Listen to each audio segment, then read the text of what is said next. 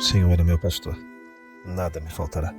Caminhar me faz em verdes pastos, guia-me mansamente a águas tranquilas. Refrigera minha alma, guia-me pelas veredas da justiça por amor de seu nome. Ainda que eu caminhasse pelo vale das sombras da morte, eu não temeria mal algum, porque tu estás comigo. A tua vara e o teu cajado me consolam. Preparas uma mesa perante mim, na presença dos meus inimigos. Unges a minha cabeça com óleo, meu cálice transborda. Certamente que a bondade e a misericórdia me seguirão todos os dias da minha vida, e habitarei na casa do Senhor por longos dias. O Senhor é meu pastor, nada me faltará. Pai nosso que estais nos céus, santificado seja o vosso nome. Venha a nós o vosso reino, seja feita a vossa vontade, assim na terra como no céu. O pão nosso de cada dia nos dai hoje. Perdoa-nos as nossas ofensas, assim como nós perdoamos a quem nos tem ofendido. E não nos deixeis cair em tentação, mas livrai-nos do mal. Amém. Ave Maria, cheia de graça, o Senhor é convosco. Bendita sois vós entre as mulheres, bendito é o fruto do vosso ventre, Jesus. Santa Maria, Mãe de Jesus, rogai por nós, os pecadores, agora e na hora de nossa morte. Primeiramente, rendendo graças ao Pai, pedimos humildemente para que Ele possa nos potencializar, para conseguirmos elevar o nosso pensamento, a nossa frequência, para estarmos envoltos em Tua presença, Pai. Pelo decurso de Seus enviados, os Espíritos superiores, unidos e em conjunto, nos colocamos à disposição para sermos instrumentos de Tua vontade, que possamos ser úteis no estudo e aprendizado do Evangelho que hoje nos coloca. Pai, somos ainda muito pequeninos, mas desejosos de buscarmos o nosso melhoramento e nossa reforma íntima. Pela vossa misericórdia, te suplicamos auxílio para transmutarmos as pesadas energias que ainda nos prendem a este mundo de ilusão. Te pedimos forças para lutarmos contra as nossas imperfeições, humildade para enxergar os nossos erros e coragem para corrigi-los. E que aproveitemos as oportunidades que nos concede no presente para sanarmos o mal que fizemos no passado. Pela vossa bênção, de nos ter possibilitado o exercício diário do Teu reino em nós, somos desejosos de nos unificar a Ti, pois já nos ensinastes que tudo está em nós e em tudo se manifesta. Assim, nesse estado de espírito, nós saudamos a Trindade superior, Pai, Filho e Espírito incriado, e pedimos permissão para saudar toda a força que decanta de Ti, Pai, que trabalha no amor e no desenvolvimento. Assim, pedimos força aos orixás, campos de energia de amor e atuação. Pedimos forças a Miguel Arcanjo e toda a corrente de angelicais do Senhor. Pedimos forças à corrente franciscana, essa corrente que nos ampara, nos auxilia, a Xangô, que nos fortalece e sustenta, e ao Caboclo Tupinambá, nosso guia-mestre, que tanto nos orienta.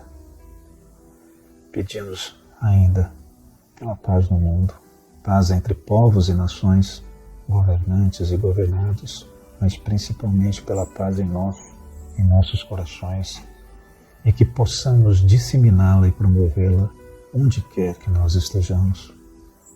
Pedimos pelos idosos que possam assisti-los, que possamos assisti-los, entendendo suas necessidades e sua realidade, devolvendo um pouco do amor que com certeza tiveram para conosco. Pedimos pelas crianças para que possam viver em paz, que possam amar e serem amadas. Pedimos pelas crianças da creche Santa Clara, pelas pessoas que ajudam a creche Santa Clara e os projetos sociais de nossa querida CFA. Pedimos por todos os irmãos necessitados que se encontram em hospitais, manicômios, prisões, meia-guerras, conflito étnico ou qualquer outra situação de vulnerabilidade.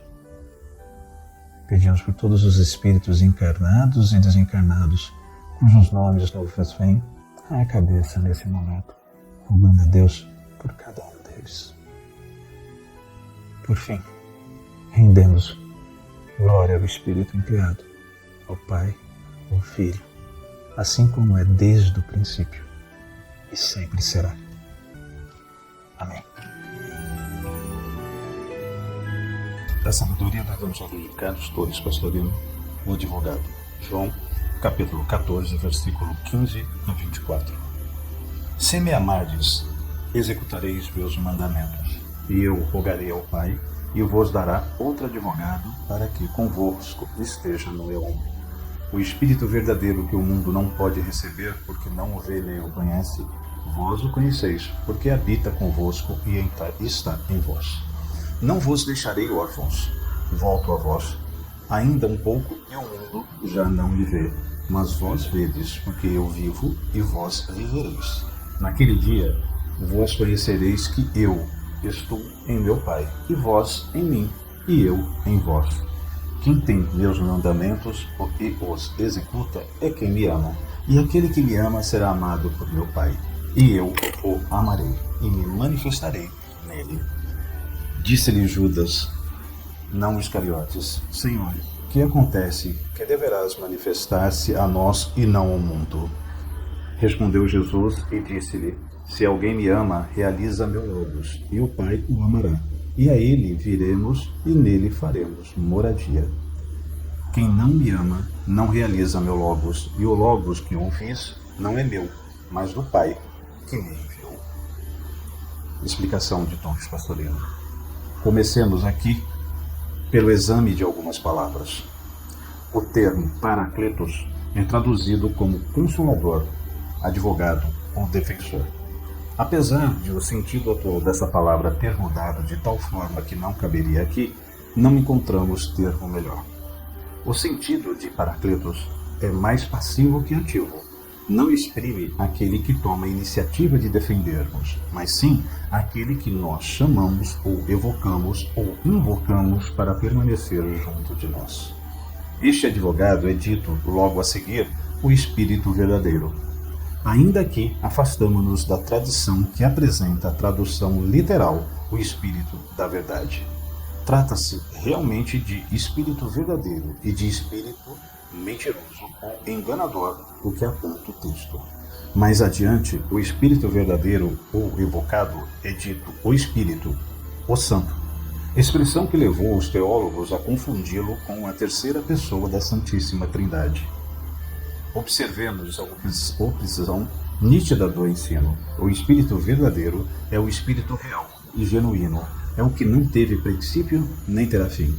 O Espírito eterno, individualização da centelha divina, enquanto o espírito mentiroso e enganador é aquele que ilude as criaturas que o julgam eterno e real, quando é apenas transitório e perecível.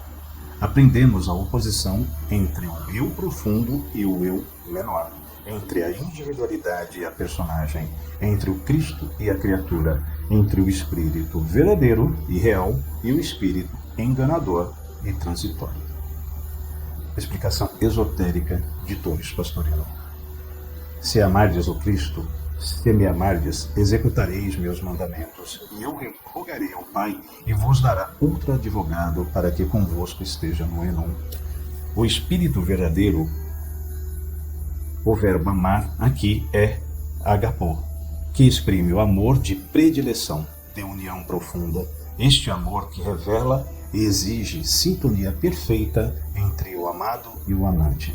Faz que este, espontânea e alegremente, se coloque na posição de realizar todos os desejos do amado, observando intuições e inspirações que lhe chegam, sem deixar-se levar pelas distrações e injunções externas.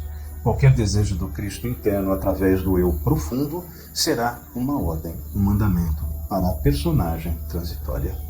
Nesse caso, ao verificar que a personagem, por ele criada para a evolução do espírito, é obediente e fiel, correspondendo integralmente às suas expectativas, realiza e vivendo suas orientações, o eu profundo, através do Cristo interno, rogará ao Pai para que permita a descida definitiva e permanente durante todo o éon da força cristônica, ou seja, evocará a ligação do Cristo, verdadeiro Espírito, para que fique ligado e morando na personalidade, como prêmio à sua fidelidade sintônica perfeita. Então o espírito real do homem, o espírito já santo, porque santificado, não o abandonará durante o ciclo evolutivo, jamais correndo ele perigo de haver o abandono da personagem por parte da individualidade. Esse espírito verdadeiro não pode o mundo receber, porque não o vê nem o conhece, mas vós o conheceis, porque habita em vós e está em vós. O mundo, que representa aqui aqueles que ainda estão voltados para as coisas exteriores, jamais tem condição de ver e conhecer aquilo que se passa dentro deles mesmos. Seu olhar estende-se para o horizonte longínquos, prazeres, cobiça de agregar a si riquezas perecíveis julgadas eternas, erudição, fama, glória dos personagens e para os personagens. E não tem condições de humildemente enclausurar-se em si mesmo, renunciando e esquecendo tudo que vem de fora. Aqueles, todavia, que negarem e esquecerem sua personalidade, a sua personagem transitória e mergulharem no abismo sem fundo do seu eu, esses conhecem seu morador divino. Com ele mantêm as mais íntimas relações de afeto, confabulam, pedem orientações e prestam conta dos seus atos e pensamentos. Em sua mão entregam todos os problemas que surgem e a qualquer momento sabem que podem encontrá-lo. Porque neles habita e está neles, mais valioso que o universo inteiro com suas riquezas e belezas, mais importantes que todos os seres humanos com suas glórias e sua fama. Neste ponto, Cristo, manifestado em Jesus, fala diretamente para confortar o coração dos discípulos. Eu não vos deixarei órfãos, volto a vós, embora não mais no corpo físico de Jesus, mas no âmago de cada um. No corpo de Jesus, o mundo não mais o verá dentro de pouco tempo, porque esse corpo será levado a Lures. Mas vós vedes, porque eu, o Cristo, vivo, e vós viveis em mim e por mim. Pois quem vive e sintoniza comigo jamais conhecerá a morte. E então, nesse dia em que conseguirmos viver no Cristo, conhecereis, tereis a gnose plena de que eu, o Cristo, estou no Pai, e vós em mim, e eu em vós. Nada pode ser mais claramente declarado do que a revelação dessa verdade. O Cristo interno está em nós, e nós estamos no Cristo interno. Por que não o percebemos? Falta ainda de sintonia. No momento em que elevarmos nossa sintonia até a do Cristo, pela negação e renúncia total, absoluta e definitiva do que tudo é externo, inclusive o nosso eu pequeno e vaidoso, e o nosso intelecto cheio de convencimento e orgulho, neste momento poderemos sintonizar com o Cristo interno, através do nosso eu profundo, de modo total. É o Cristo que viverá em nós. Repete-se aqui a fórmula.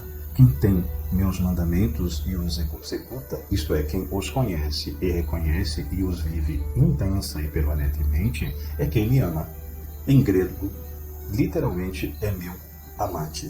E quem me ama será amado por meu Pai, e eu o amarei. E a ele eu mesmo me manifestarei. Essa é uma das frases mais fortes, uma das promessas mais confortadoras do Cristo. Não se dirige apenas a emissários ali presentes, nem a seus discípulos imediatos durante sua peregrinação terrena na Palestina, mas sim a todos os que amam o Cristo. Muitos queixam-se da dificuldade de conseguir a união com o eu profundo e posteriormente a unificação com o Cristo, mas a condição de obter-se isso é uma só: amá-lo e seguir-lhe as ordens, obedecendo-os as intuições, viver-lhe os ensinos, renunciando a tudo, com desapego total, absoluto, permanente de objetos e de pessoas, seu próprio eu pequeno, do seu próprio intelecto, da sua própria cultura, de todos os seus conhecimentos mundanos. Quem assim ama o Cristo entra plenamente na sintonia crística, que é o reino dos céus, e logicamente na sintonia do Pai, na frequência do som cósmico, cuja tônica em cada planeta é dada pela tônica de seu governador, o Pai plasmador e sustentador de tudo.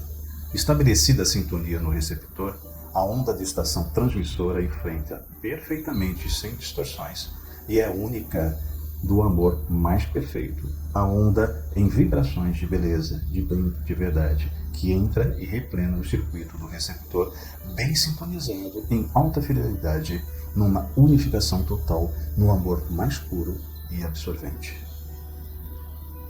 A visão contemplativa, não de uma forma física, mas sem forma, pois estamos no plano mental, onde só se percebe o caminho, que é o Cristo, o som, que é a verdade, que é o Pai, e a luz, que é a vida, o Espírito, a divindade, o Santo.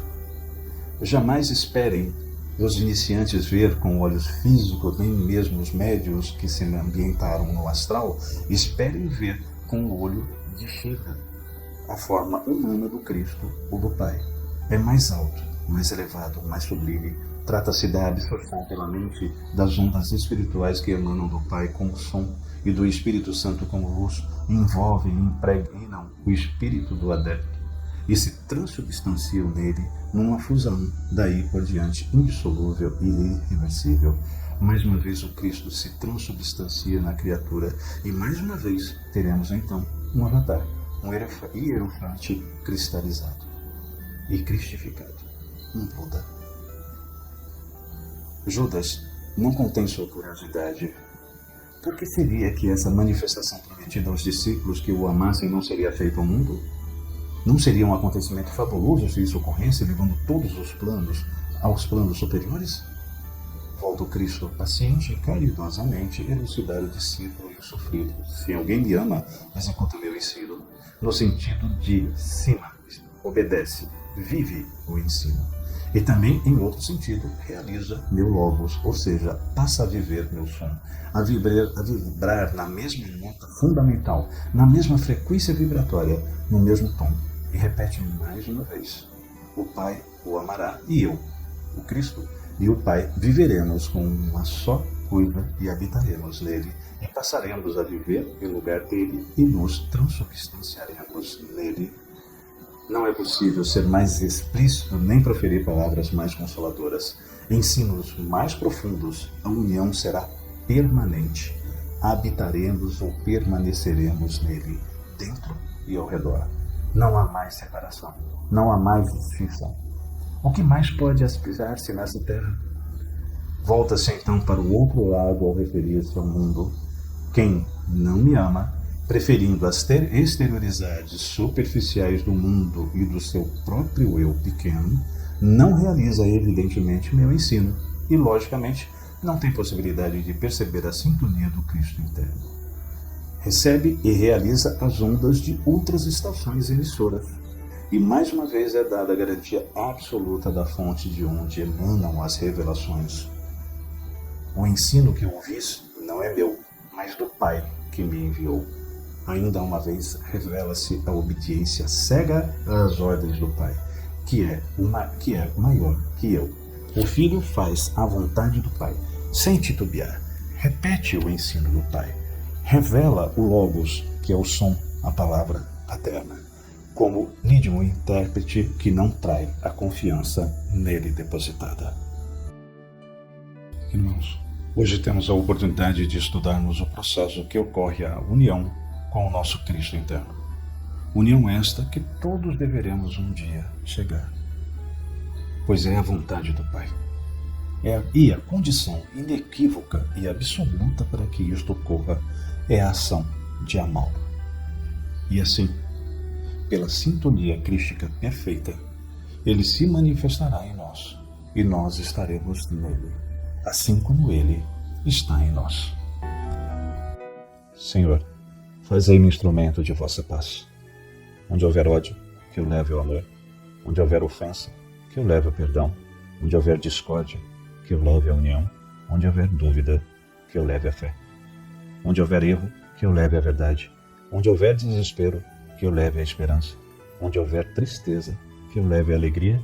Onde houver trevas, que eu leve a luz. Ó Mestre, fazei com que eu procure mais consolar que ser consolado. Compreender que ser compreendido. Amar que ser amado. Pois é dando que se recebe. É perdoando que se é perdoado. E é morrendo que se vive para a vida eterna. Graças a Deus.